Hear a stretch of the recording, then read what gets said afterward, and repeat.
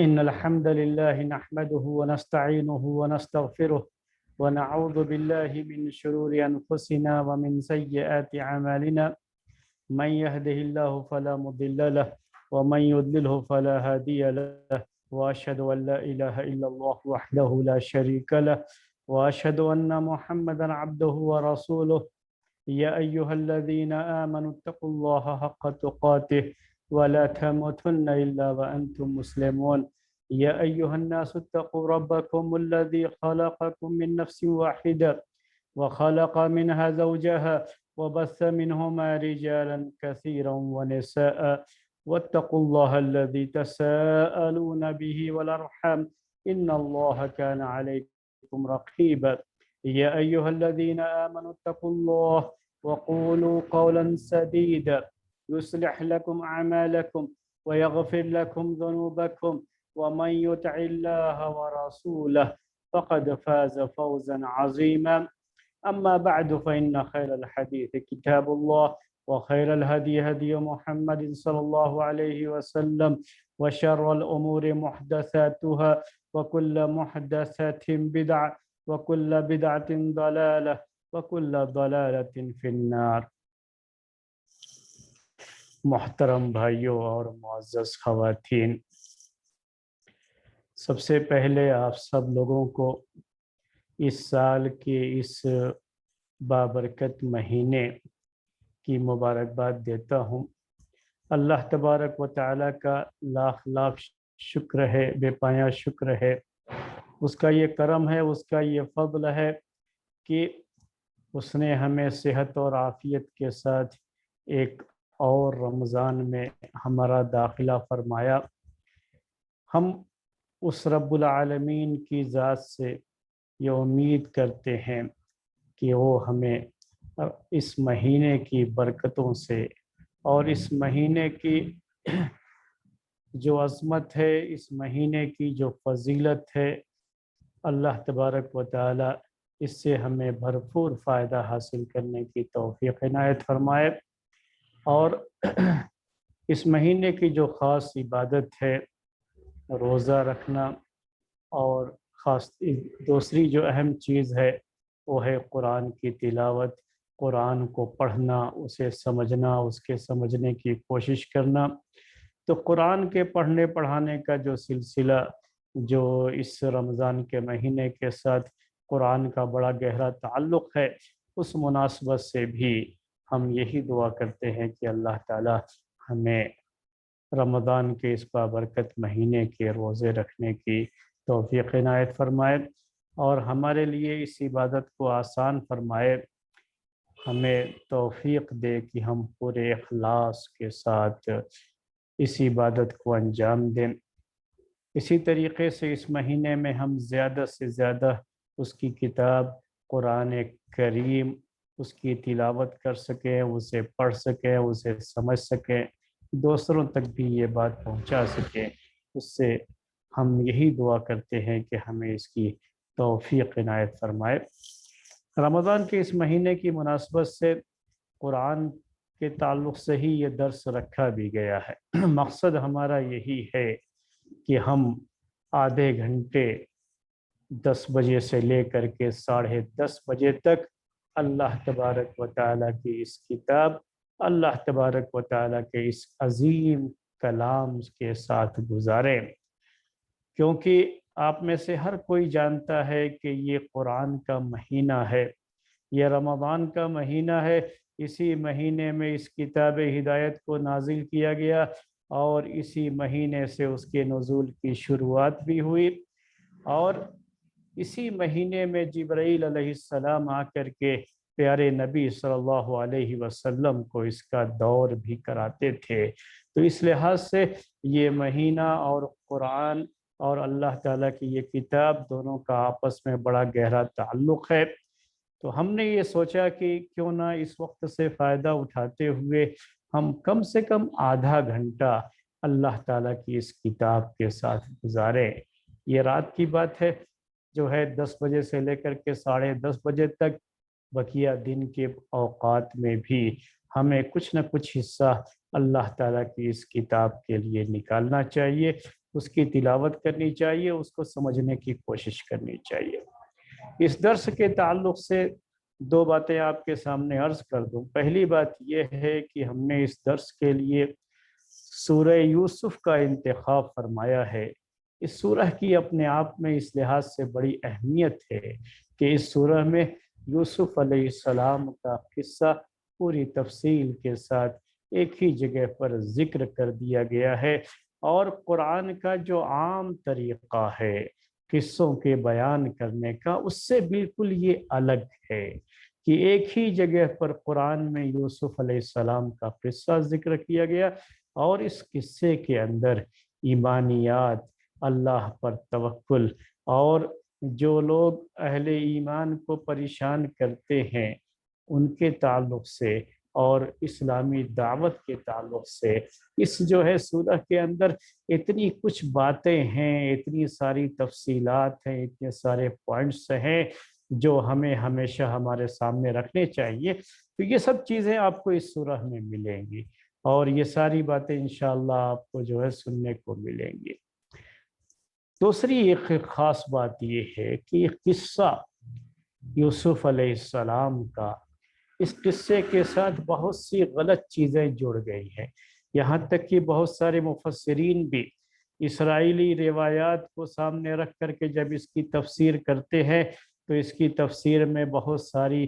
چیزیں ایسی ذکر کی جاتی ہیں جن کے جو قرآن میں نہیں ہے۔ اور ہمارا طریقہ یہ ہے کہ ہم یہ سمجھتے ہیں کہ جو ہمارے لیے چیز اہم تھی،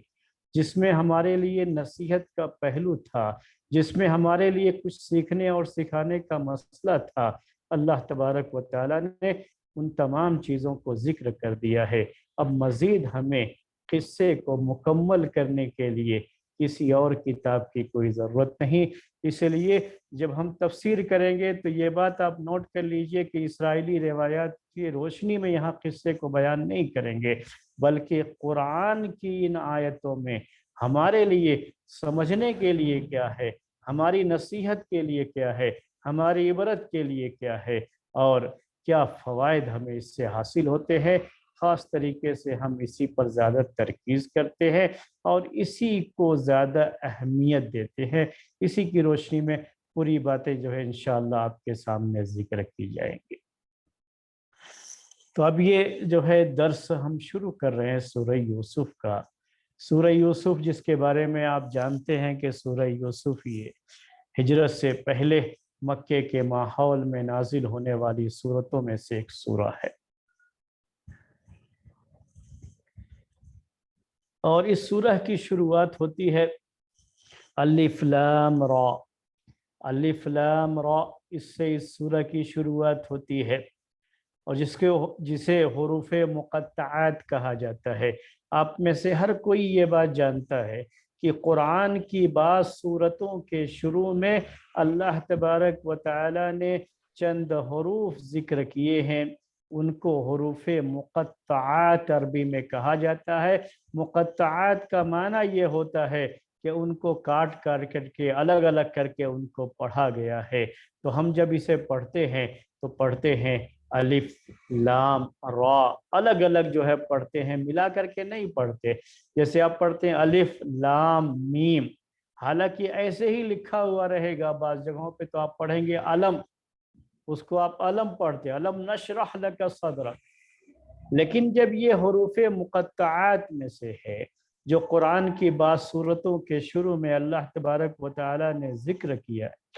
یہ حروف مقطعات میں سے اگر ہے تو اس کو الگ الگ پڑھا جاتا ہے، الف لام را، الف لام را۔ اسی لیے اسے ذرا کھینچ کر کے بھی پڑھتے ہیں کہ ہر حرف اس میں سے الگ الگ واضح ہو جائے، ملا کر کے نہیں پڑھنا ہوتا ہے۔ ان حروف مقطعات کے تعلق سے چونکہ سورہ بقرہ اور اس کے بعد جو ہے مختلف صورتوں میں، سورہ یوسف سے پہلے کافی صورتوں میں اس کا ذکر آ چکا ہے، اور کہ جو ہے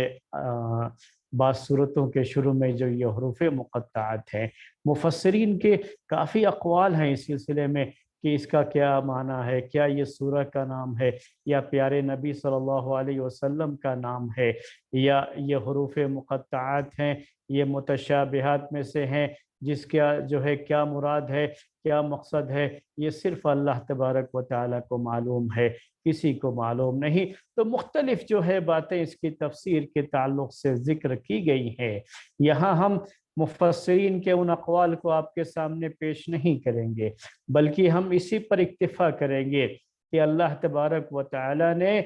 یہ حروف مقطعات جو ذکر کیے ہیں، اس میں ایک بڑی حکمت ہے، اور یہ حکمت ہے کہ اس کے ذریعے سے چیلنج کیا گیا ہے، عرب قوم کو چیلنج کیا گیا،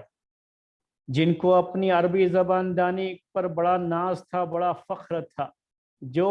اپنے آپ کو عرب کہتے تھے تو دوسروں کو عجم کہتے تھے، یعنی ان کو اپنی زبان دانی پر اتنا فخر تھا، اتنا ناز تھا کہ اپنے مقابلے میں سب کو گونگا سمجھتے تھے، عجمی کہتے تھے۔ ہم عربی ہیں، عربی بولنے والے،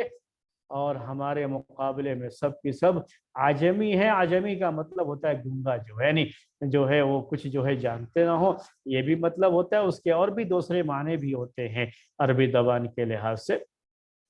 تو یہ اپنے آپ میں اپنے آپ کو جو ہے اتنا زیادہ وہ جو ہے بڑھ کر سمجھتے تھے اپنی زبان دانی کے لحاظ سے، اپنی زبان کو جو ہے اپنی زبان کی فصاحت و بلاغت کے لحاظ سے، اور بڑی فصیح و بلیغ قوم بھی تھی، اس میں کوئی شبہ بھی نہیں ہے۔ یہ عرب قوم جس وقت اللہ کے رسول صلی اللہ علیہ وسلم کو رسول بنا کر کے بھیجا گیا، اس وقت کی عرب قوم میرے بھائیوں اپنی فصاحت اور بلاغت کے لحاظ سے بڑی مشہور قوم تھی، اور بڑی فصیح عربی زبان، بڑی بلیغ عربی زبان یہ لوگ جانتے تھے، اور اپنی زبان میں کہیں کوئی غلطی نہیں کرتے تھے۔ تو یہ لوگ، ان کو یہ فخر تھا، اللہ تعالیٰ نے ان کو چیلنج کیا۔ چیلنج کیا ہے کہ یہ حروف تہجی، الف لام میم، وہی الف جو تم استعمال کرتے ہو، وہی لام جو تم استعمال کرتے ہو، وہی میم جو تم استعمال کرتے ہو، الف لام را، وہی الف جو تم استعمال کرتے ہو، وہی لام جو تم استعمال کرتے ہو، وہی را جو تم استعمال کرتے ہو، یہ تمہارے الفابیٹ ہیں، عربک لینگویج کے یہ حروف ہیں، حروف تہجی الفابیٹ ہیں، اور پورا قرآن انہی حروف سے مل کر کے بنا ہے۔ قرآن میں کہیں الگ سے حروف نہیں آئے ہیں، قرآن کوئی الگ زبان نہیں ہے، الگ سے حروف نہیں ہیں اس کے، بالکل وہی الفابیٹ ہیں جو تم خود اپنی زبان میں استعمال کرتے ہو۔ پھر آخر کیا بات ہے کہ تم اس جیسا قرآن پیش نہیں کر سکتے؟ قرآن تو دور کی بات ہے، تم اس قرآن جیسی ایک سورہ بھی پیش نہیں کر سکتے، آخر کیا بات ہے؟ یہ چیلنج تھا ان کے لیے، جس کے ذریعے سے، اس چیلنج کے ذریعے سے اللہ تبارک و تعالیٰ نے اپنی کتاب کی اس حقانیت کو ان کے سامنے ثابت کیا، اور اپنے پیارے رسول صلی اللہ علیہ وسلم کی رسالت کو ثابت کیا کہ یہ رسول جو تمہارے درمیان پلا بڑھا ہے، جس نے کبھی کسی اسکول کا دروازہ نہیں دیکھا، جو کبھی کسی استاد کے سامنے زانوے تلمس طے نہیں کیا، کسی کا شاگرد نہیں بنا ہے، یہ کسی کے پاس جا کر کے کچھ سیکھا نہیں ہے، جیسے تم اپنی ماؤں کے پیٹ سے پیدا ہو کر کے اپنی جو ہے فصیح زبان بولتے ہو، ویسے ہی یہ بھی تمہارے درمیان پلا بڑھا ہے۔ یہ جو رسول ہے، یہ محمد عربی صلی اللہ علیہ وسلم تمہارے درمیان ہی یہ پلا بڑھا ہے، اور کہیں بھی الگ سے اس نے کوئی تعلیم حاصل نہیں کی ہے۔ پھر اگر یہ قرآن پیش کر رہا ہے، اور یہ قرآن انہی حروف سے مل کر کے بنا ہوا ہے، وہی حروف جو تم اپنی زبان میں استعمال کرتے ہو، وہی حروف تہجی اور وہی الفابیٹ جو تم استعمال کر رہے ہو، وہی تو یہ رسول بھی پیش کر رہا ہے۔ اس کا مطلب یہ ہے کہ یہ اپنی طرف سے نہیں پیش کر رہا ہے کوئی جو اس کے اوپر اس قرآن کو، اس کتاب کو نازل کر رہا ہے، اور یہ چیلنج تھا۔ اس چیلنج کے ذریعے سے جہاں اللہ تبارک و تعالیٰ کی اس کتاب کو، قرآن مجید کو اللہ کا کلام ہونا یہ ثابت کیا گیا، وہی پیارے رسول صلی اللہ علیہ وسلم کی رسالت کو بھی اس کے ذریعے سے ثابت کیا گیا کہ آپ رسول ہیں، اور آپ کے رسول ہونے کی یہ بڑی واضح دلیل ہے، اور یہ پروف ہے کہ آپ یہ قرآن پیش کر رہے ہیں، اللہ کا یہ کلام پیش کر رہے ہیں، جو کسی انسان کے بس کی بات نہیں ہے کہ اس کے جیسی کوئی ایک سورہ پیش کر سکے۔ اس کے بعد اس چیلنج کے بعد یہ بات اس لیے بھی کہی جاتی ہے کہ یہ چیلنج ہے کیونکہ آپ دیکھیں گے کہ جن صورتوں کے شروع میں یہ یہ جو ہے حروف مقطعات آئے ہوئے ہیں، ان تمام صورتوں میں حروف مقطعات کے بعد قرآن کا یا قرآن سے متعلق ہی کسی چیز کا ذکر ہوگا۔ عام طریقے سے یہی پایا جاتا ہے، یا تو صراحتاً قرآن کا ذکر ہوتا ہے، یا تو اشارتاً جو ہے قرآن کا ذکر ہوتا ہے۔ ہوتا ضرور ہے قرآن کا ذکر۔ آپ سورہ بقرہ میں پڑھ چکے ہیں کہ الف لام میم ذالک الکتاب لا ریب فیہ۔ یہاں کیا ہے؟ دیکھیے سورہ یوسف میں الف لام را تلک آیات الکتاب المبین، تلک آیات الکتاب المبین۔ عام طریقے سے آپ کو ایسے ہی ملے گا، یا تو صراحتاً قرآن کا ذکر ہوتا ہے یا اشارتاً قرآن کا ذکر ہوتا ہے۔ یہ ضروری ہے، اور اسی سے یہ پتہ چلتا ہے کہ ان حروف مقطعات سے اللہ تبارک و تعالیٰ نے اس عرب قوم کو چیلنج کیا، اور اس چیلنج کے ذریعے سے اللہ تبارک و تعالیٰ نے اپنی کتاب کی حقانیت کو، یعنی یہ چیلنج جو ہے جب اسے وہ پورا نہیں کر سکے تو اس طرح سے یہ خود بخود ایک پروف بن گیا کہ یہ اللہ تعالیٰ کی کتاب ہے، اللہ تعالیٰ کا کلام ہے، اور یہ کسی انسان کا کلام نہیں ہو سکتا۔ اس کے بعد پہلی آیت کی طرف ہم آتے ہیں، تِلْكَ آیات الکتاب المبین۔ آج ہی میں آپ کے سامنے ذکر کر دیتا ہوں، چونکہ آپ لوگ اپنے اپنے گھروں سے اس درس کو سماعت فرما رہے ہیں، تو ہر ایک کے سامنے مصحف رہے تو بہت اچھا ہے، آپ کو سمجھنے میں بہت آسانی ہوگی اگر مصحف اپنے ساتھ رکھیں گے۔ تو پہلی آیت ہے تِلْكَ آیات الکتاب المبین، تِلْكَ آیات الکتاب المبین۔ ہم اس آیت کے تعلق سے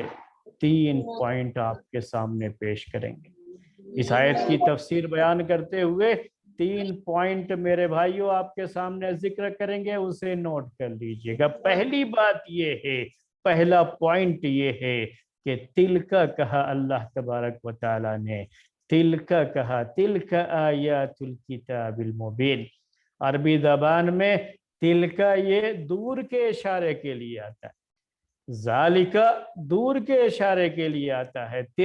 تلکا جو ہے یہ دور کے اشارے کے لیے آتا ہے، ذالکا یہ میل کے لیے ہوتا ہے، اور تلکا فیمیل کے لیے، یا کہہ لیجئے کہ ماسکولن جینڈر اور فیمینائن جینڈر جو ہے۔ تو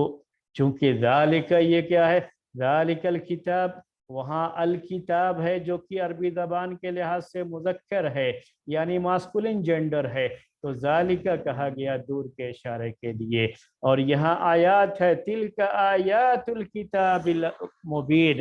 تو یہاں چونکہ آیات ہے، اور آیات یہ عربی زبان میں آیتن کی جمع ہے، اور آیتن مؤنث لفظ ہے عربی میں، یعنی فیمینائن جینڈر ہے، تو اس کے لحاظ سے یہاں تلکہ کہا گیا ہے، بس فرق اتنا ہے۔ لیکن ذالکہ اور تلکہ یہ دونوں دور کے اشارے کے لیے آتے ہیں،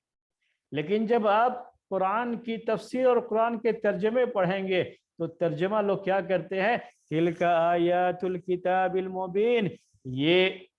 واضح کتاب، یہ روشن کتاب کی آیتیں ہیں۔ یہ ترجمہ کرتے ہیں، ترجمے میں یہ کہتے ہیں، اوہ نہیں کہتے۔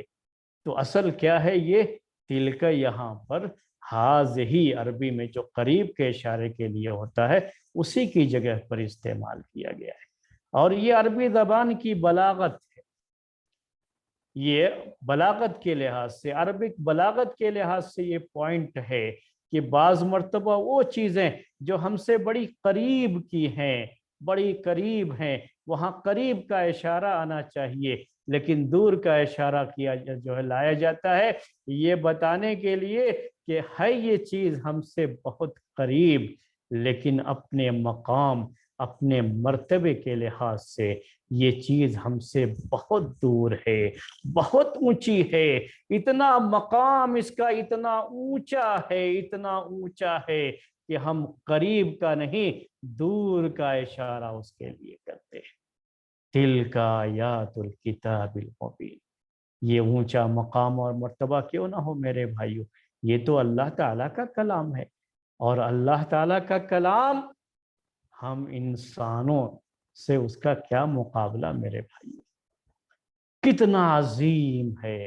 اور کتنا بلند و بالا ہے، کتنا برتر ہے، کہ اس لیے اس کے لیے دور کا ہی اشارہ، کہ اگرچہ کہ یہ کلام ہمارے دلوں سے قریب ہے، یہ کلام ہماری زبان سے قریب ہے، ہم اسے پڑھتے ہیں، سمجھتے ہیں، سمجھنے کی کوشش کرتے ہیں، تلاوت کرتے ہیں، لیکن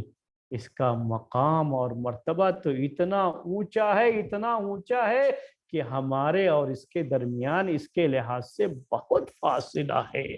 بہت دور ہے ہم سے۔ اللہ تبارک و تعالی کی ذات، اس کے لیے علو ہے، اس کی صفات سب کی سب کیا ہے، اونچی ہیں، بڑی اعلیٰ درجے کی ہیں، کامل درجے کی ہیں۔ اللہ تبارک و تعالی کی صفت، صفت کلام بھی اسی سے جو ہے متصف ہے۔ تو بڑا اونچا کلام، بڑی اونچی کتاب یہ، بڑی عظیم المرتبت کتاب یہ، اور اس کا مقام اتنا اونچا ہے کہ تلک سے اشارہ کر کے کہا اللہ تعالیٰ نے کہ تلک آیات الکتاب المبین۔ یہ پہلا جو ہے پوائنٹ تھا۔ دوسرا پوائنٹ یہاں کہا گیا آیات الکتاب المبین، آیات الکتاب المبین۔ آیت کے بارے میں بھی ہم نے آپ سے کہا کہ آیت کہتے ہیں نشانی کو عربی زبان میں، آیت کہتے ہیں ہر اس چیز جو دوسری چیز پر دلالت کرے۔ آیتن کہا جاتا ہے عربی میں کہ وفی کل شیء لہ آیتن تدل علی انہ واحد، کہ ہر چیز میں نشانی ہے، ہر چیز میں پروف ہے، دلیل ہے، جو یہ بتا رہی ہے کہ وہ اکیلا ہے، وہ اکیلا ہے، اس کے ساتھ کوئی شریک نہیں۔ تو اللہ تعالیٰ کی توحید اور اس کی وحدانیت کے اس کائنات کے چپے چپے میں، ذرے ذرے میں اتنی پروف، اتنی دلیلیں، اتنی آیتیں ہیں کہ سب کی سب جو ہے بتاتی ہیں کہ وہ اکیلا ہے۔ تو اس سب کو کیا کہا جاتا ہے عربی میں؟ آیت کہا جاتا ہے۔ تو قرآن کی ان جو ہے سورتوں کی ان آیتوں کو بھی آیات کہا گیا۔ ایک تو وہی معنی ہے کہ یہ سب کی سب اپنے آپ میں پروف ہیں، اپنے آپ میں ثبوت ہیں، اپنے آپ میں دلیل ہیں اللہ تعالیٰ کے احکام کے تعلق سے، اللہ تبارک و تعالیٰ کی وحدانیت کے تعلق سے، اور یہ سب کی سب اللہ کا پیغام ہے اور پروف ہیں اللہ تعالیٰ کی وحدانیت پر۔ اور جتنی بھی چیزیں جو ہے اسلام سے تعلق رکھتی ہیں ان سب کی دلیلیں اور پروف جو ہے اس کے اندر موجود ہے۔ تو میں آپ کے سامنے بیان کرا تلک آیات الکتاب المبین۔ الکتاب عربی زبان میں، الکتاب قرآن کے ناموں میں سے ایک نام کیا ہے؟ الکتاب، ذالک الکتاب۔ کبھی کبھی لوگ بہت اعتراض کرتے ہیں کہ قرآن جو ہے الکتاب ہے، یہ کتاب ہے، تو کتاب، اچھی کتاب کی خصوصیت یہ ہوتی ہے، اچھی کتاب کی جو ہے یہ صفت ہوتی ہے کہ اس میں تکرار نہ ہو، ایک ہی چیز کو بار بار نہ بیان کیا گیا ہو، تکرار سے وہ محفوظ رہے، یہ اچھی کتاب کی صفت ہوتی ہے۔ ایک مرتبہ میرے سامنے بھی یہ اعتراض جو ہے ایک شخص نے پیش کر دیا کہ آپ لوگ کہتے ہو قرآن یہ اللہ کی کتاب، یہ الکتاب اور اس کا اونچا مقام، جبکہ عام کتابوں کی جو صفت ہوتی ہے اچھی صفت وہ بھی اس کے اندر نہیں پائی جاتی، اس میں تو اتنا تکرار ہے، اتنا تکرار ہے، ایک ہی چیز کو بار بار پیش کیا گیا، جبکہ کتاب اچھی کتاب میں یہ چیز نہیں ہونی چاہیے۔ تو یہ لوگ پیش کر دیتے ہیں۔ یاد رکھیے الکتاب، الکتاب عربی زبان میں تلک آیات الکتاب المبین، الکتاب عربی زبان میں اس کا اصل معنی کیا ہے؟ اصل معنی کیا ہے؟ الکتاب کا معنی میرے بھائیوں عربی زبان میں کتاب کا معنی یہ کتب، عربی لفظ کتب یکتب، کتبن و کتابن و کتابتن، یہ مصدر ہے اسی کا۔ کتب کے معنی لکھنے کے ہوتے ہیں، ہم کہتے ہیں لکھنے کے، اصل معنی لکھنے کے نہیں ہوتے۔ اصل معنی عربی زبان میں اس کا لفظ کا کیا ہوتا ہے وہ میں آپ کے سامنے پہلے پیش کر دوں، اس سے سمجھنے میں اور آپ کو آسانی ہوگی۔ اصل معنی میرے بھائیوں کتبہ کا عربی زبان میں جو استعمال ہوتا تھا وہ یہ ہے کہ چمڑے ہوتے تھے، اسکن جو ہے چمڑے، تو ایک چمڑے کو رکھ کر کے دوسرے چمڑے کے ساتھ سی دیتے تھے، سلنا جو ہے سلائی کرتے تھے، تو چمڑے کو چمڑے کے ساتھ سلائی کر دی جائے تو اس کو عربی میں کتبہ کہا جاتا تھا، اس سلائی کرنے کو عربی زبان میں کتبہ کہا جاتا تھا۔ اسی سے جوڑنے کا معنی، اکٹھا کرنے کا معنی، جمع کرنے کا معنی اس کے اندر آیا، اور کتاب جو ہے کا لفظ استعمال کیا جانے لگا لشکر کے لیے بھی، فوج کے لیے بھی، جو فوج اپنے ساتھ جو ہے بہت سارے جو ہے لوگوں کو اکٹھا کیے ہوئے رہتی ہے، جمع کیے ہوئے رہتی ہے، تو اسے جو ہے عربی میں کتیبتن کہا جاتا ہے۔ لشکر جو ہے جو بہت ساری فوج پر جو ہے مشتمل ہوتا ہے تو اس کو عربی زبان میں کتیبتن کہتے ہیں، تو جمع اور اکٹھا کرنے کا معنی آیا۔ تو چونکہ کتاب میں بہت ساری معلومات اکٹھا کی جاتی ہیں، اس لحاظ سے اس کو بھی عربی زبان میں جو ہے کتاب کہا جانے لگا اکٹھا کرنے کے معنی میں۔ اور جب ہم کوئی چیز لکھتے ہیں تو لکھنے میں حروف کو جوڑ جوڑ کر کے لکھتے ہیں، ہم اکٹھا کرتے ہیں، اور گویا کہ جیسے ہم جو ہے اس زمانے میں جو چمڑے کو سلنے کے لیے، کوئی بھی چیز سینے کے لیے آپ جو ہے استعمال کرتے ہیں، تو ان حروف کو بھی گویا کہ آپ نے ایک دوسرے کے ساتھ پرو دیا ہے، سی دیا ہے، اس لحاظ سے تو لکھنے کو بھی عربی زبان میں کتبہ کا لفظ اس کے لیے استعمال کیا جانے لگا۔ تو کبھی بھی یاد رکھیے کہ ہم جو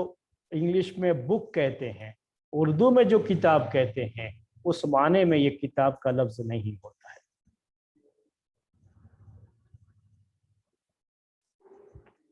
یہ کتاب کا لفظ اس معنی میں نہیں ہوتا ہے میرے بھائی، ورنہ آپ خواہ جو ہے اس پہ جو ہے پہلو میں جو ہے اس پہلو سے سوچنے لگے کہ جو ہے عربی جو کسی بھی اچھی کتاب کی جو صفت ہونی چاہیے کہ تکرار نہ ہو، تو اس پہ تو بہت تکرار ہے۔ یہاں یہ جو ہے اللہ تعالیٰ کے کلام کا ایک مجموعہ ہے جو انسانوں کی ہدایت کے لیے نازل کیا گیا ہے۔ اللہ تعالیٰ کی طرف سے یہ گائیڈ لائن ہے جو بندوں کو گائیڈ کرنے کے لیے، ان کی ہدایت کے لیے اسے نازل کیا گیا ہے۔ اور جہاں ضرورت ہوتی ہے گائیڈ لائن میں کسی چیز کی اہمیت کو بتانے کے لیے کہ اسے بار بار ذکر کیا جائے، تو نصیحت کے لیے، عبرت کے لیے کسی چیز کو بار بار ذکر کیا جانا، یہ جو ہے جیسا تقاضا ہوتا ہے اس کے لحاظ سے اس پر عمل کیا جاتا ہے، اور اسی کے لحاظ سے اس کو دہرایا بھی جاتا ہے، اور ریپیٹ بھی کیا جاتا ہے، تکرار بھی کیا جاتا ہے۔ یہ اللہ تعالیٰ کا کلام ہے،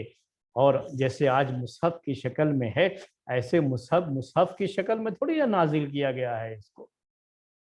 بلکہ یہ تھوڑا تھوڑا نازل کیا گیا تھا اور بعد میں اسے مصحف کی شکل دے دی گئی ہے۔ تھوڑا تھوڑا جو ہے الگ الگ پہلے لکھا گیا تھا اور بعد میں اسے اکٹھا کیا گیا ہے۔ تو میں کہہ رہا تھا آپ سے کہ تلک آیات الکتاب المبین، الکتاب المبین، کہیں الکتاب الحکیم کہا، کہیں الکتاب المبین کہا۔ قرآن میں الکتاب کی الگ الگ صفت بیان کی اللہ تعالیٰ نے، اور یہاں پر اس کی صفت المبین یہ سب سے مناسب تھی، کیونکہ مبین کا معنی ہوتا ہے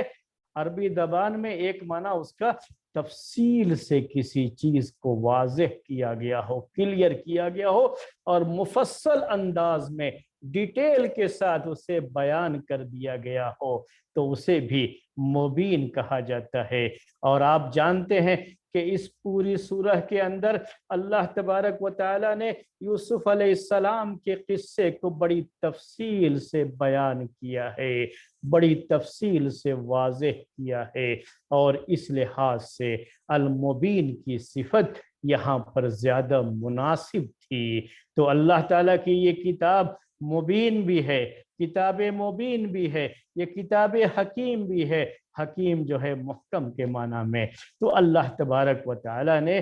یہاں اپنی کتاب کی صفت کیا بیان کی ہے؟ المبین۔ مفسرین نے المبین کا یہاں دو معنی بیان کیا، ایک معنی تو یہ بیان کیا ہے کہ الکتاب البین حلالہ وحرامہ وحدودہ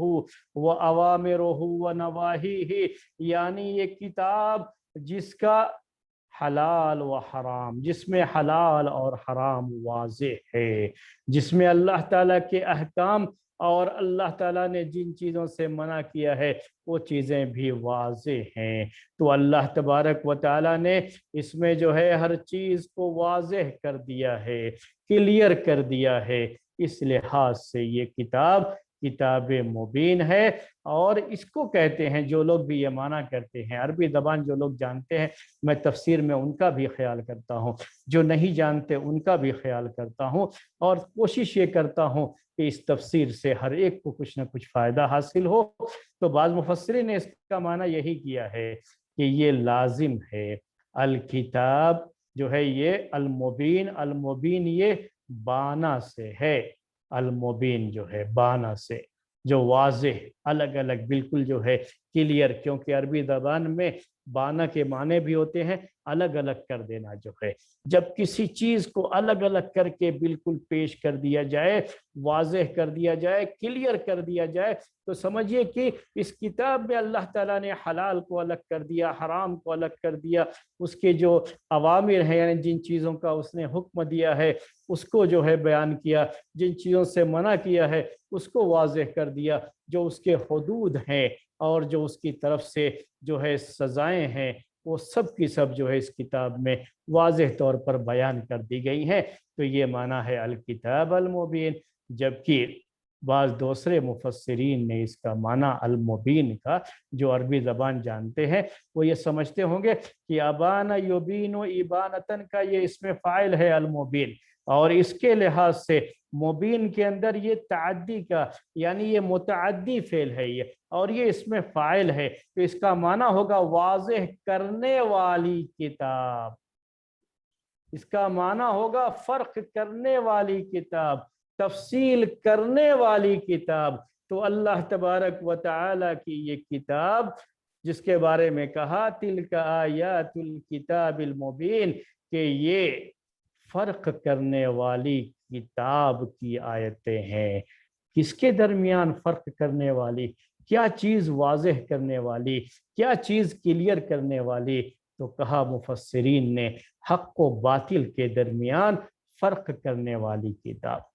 اس کتاب سے آپ کو پتہ لگے گا کہ حق کیا ہے اور باطل کیا ہے، اس کتاب سے لگے گا آپ کو جو ہے پتہ لگے گا کہ حلال کیا ہے، حرام کیا ہے، حلال اور حرام کے درمیان فرق کرنے والی یہ کتاب۔ اس کتاب سے آپ کو یہ اندازہ ہو جائے گا کہ اللہ تبارک و تعالی نے جو گائیڈ لائن نازل فرمائی ہے یہی حق ہے، یہی صراط مستقیم ہے، اور اسی پر چلنے والا راہ نجات پر چلنے والا ہوتا ہے، اور سیدھی جنت کو جانے والی جو سڑک ہے، جو راستہ ہے، اس پر وہ گامزن ہے، اس پر وہ چل رہا ہے۔ تو یہ اللہ تبارک و تعالیٰ کا بیان ہے میرے بھائیو، تلک آیات الکتاب المبین، یہ کتاب حق و باطل کے درمیان فرق کرنے والی ہے، یہ مبین ہے، یہ واضح کرنے والی ہے، یہ حلال کو واضح کرنے والی ہے، یہ حرام کو واضح کرنے والی ہے۔ تلک آیات الکتاب المبین، یہ اللہ تبارک و تعالیٰ نے بیان فرمایا، یہ پہلی آیت میں۔ دوسری آیت میں اس کے بعد ارشاد فرمایا اِنَّا أَنزَلْنَاهُ قُرْآنًا عَرَبِيًّا لَعَلَّكُمْ تَعْقِلُونَ۔ آگے بڑھنے سے پہلے دو باتیں جو ہے، وقت بھی ہو رہا ہے تو جو دو تنبیہ کر دوں آپ کے لیے، جو ہے دو باتیں پیش کر دوں۔ تو یہ دوسری آیت کی تفسیر انشاءاللہ ہم آئندہ درس میں، کل کے درس میں آپ کے سامنے لیں گے۔ تھوڑی سی تمہید کی وجہ سے آج جو ہے بات اس کی دوسری آیت کے بارے میں رہ گئی، میں تھوڑی سی جو ہے تنبیہ کر دوں آپ کے جو ہے اس سلسلے میں۔ سورہ یوسف کے بارے میں ایک بات آپ نوٹ کر لیجئے گا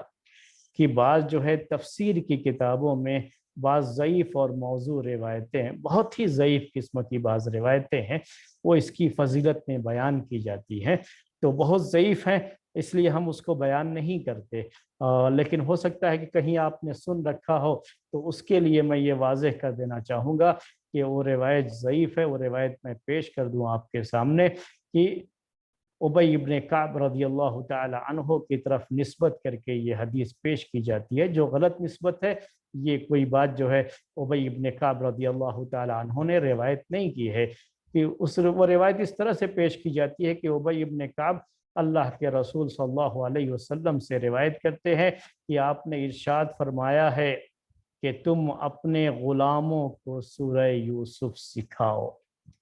اپنے غلاموں کو سورہ یوسف سکھاؤ، سورہ یوسف تم پڑھو، اسے سیکھو،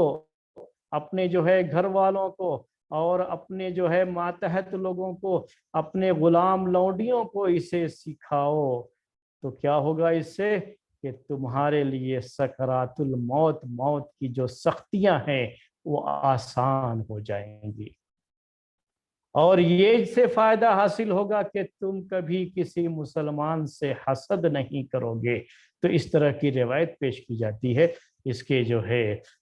تفسیر میں، اور اس کی فضیلت بیان کرتے ہوئے تفسیر کی جن کتابوں میں بھی آپ یہ جو ہے فضیلت پڑھیں تو یاد رکھیے یہ ثابت نہیں ہے، بلکہ انتہائی درجے کی وہ ضعیف روایت ہے، معمولی درجے کی نہیں بلکہ بہت زیادہ جو ہے ضعیف کمزور جو ہے وہ روایت ہے، اور بالکل جو ہے ذکر کرنے کے قابل نہیں ہے۔ ایک دوسری بات اور پیش کی جاتی ہے، وہ بھی ایک ضعیف سند سے عبداللہ ابن عباس رضی اللہ تعالی عنہما سے یہ بات ذکر کی جاتی ہے کہ انہوں نے کہا کہ جب اللہ کے رسول صلی اللہ علیہ وسلم نے سورہ یوسف کی تلاوت کی تو بہت سارے یہودیوں کی ایک جماعت نے اسلام قبول کر لیا۔ کیوں اسلام قبول کر لیا؟ سن کر کے کہ یہ تو وہی باتیں ہیں جو ہم تورات میں پڑھتے ہیں، یعنی یوسف علیہ السلام کے تعلق سے تورات میں جو بیان تھا وہی بیان تو یہ نبی بھی پیش کر رہا ہے، اور یہ سن کر کے انہوں نے اسلام قبول کر لیا۔ تو یہ بھی جو ہے صحیح روایت نہیں ہے، عبداللہ ابن عباس رضی اللہ تعالیٰ عنہما تک پہنچنے والی صحیح روایت نہیں ہے، ہم جو ہے اس کا انکار نہیں کرتے۔ ویسے تو یہ ہجرت سے پہلے مکے کے ماحول میں یہ جو ہے سورہ نازل فرمائی گئی ہے، نازل کی گئی ہے، اور جو ہے یہودیوں سے ملاقات اور ان کے درمیان جو ہے قرآن کی تلاوت، یہ معاملہ مدینے کا ہے، لیکن پھر بھی یہ چیز ہو سکتی ہے کہ جو ہے سورہ پہلے نازل ہو چکی تھی اور آپ نے جو ہے وہ جو ہے سورہ کو تلاوت کیا اور یہودیوں نے سنا تو سن کر کے اسے قبول کر لیا ہو تو اور اسلام قبول کیا ہو، ہمیں اس سے انکار نہیں، لیکن صرف یہ کہ روایت کے لحاظ سے یہ روایت بھی جو ہے سند کی جو ہے اس کی بھی صحیح نہیں ہے۔ تو یہ چند باتیں تھیں، تنبیہ تھی جو میں نے آپ کے سامنے پیش کر دی۔ میں نے شروع میں نہیں بیان کیا تھا اس کو کیونکہ ہم جو ہے اس طرح کی باتیں نہیں پیش کرتے، جو ثابت نہیں ہے وہ باتیں پیش نہیں کرتے ہیں۔ تو آگے انشاءاللہ آپ کے سامنے کل سے آیت کی تفسیر اور مزید تفصیل کے ساتھ انشاءاللہ آتی رہے گی، اور کوشش ہماری یہی ہوتی ہے کہ اس سے فائدہ ہر ایک کو ہو۔ ہر ایک کا مطلب یہ ہے کہ جو لوگ عربی زبان جانتے ہیں انہیں بھی فائدہ ہو، جو عربی نہیں جانتے ان کو بھی فائدہ ہو، ہر ایک کے لیے بھی جو ہے اس میں یہ ہو، یعنی ایسا بالکل جو ہے ہم جو ہے درس ایسا کر دیتے ہیں جو بالکل جو ہے عوام الناس کے لحاظ سے ہو جاتا ہے، تو جو پڑھے لکھے لوگ ہوتے ہیں عربی زبان جانتے ہیں تو ان کو تھوڑی جو ہے یہ ہوتی ہے کہ بھائی یہ جو بہت معمولی باتیں پیش کر رہے ہیں، تھوڑا ان کا بھی خیال کرتے ہوئے کچھ عربی بلاغت کی باتیں بھی اس میں ہم پیش کر دیا کرتے ہیں، اور سب کو فائدہ ہو اس کے لیے جو ہے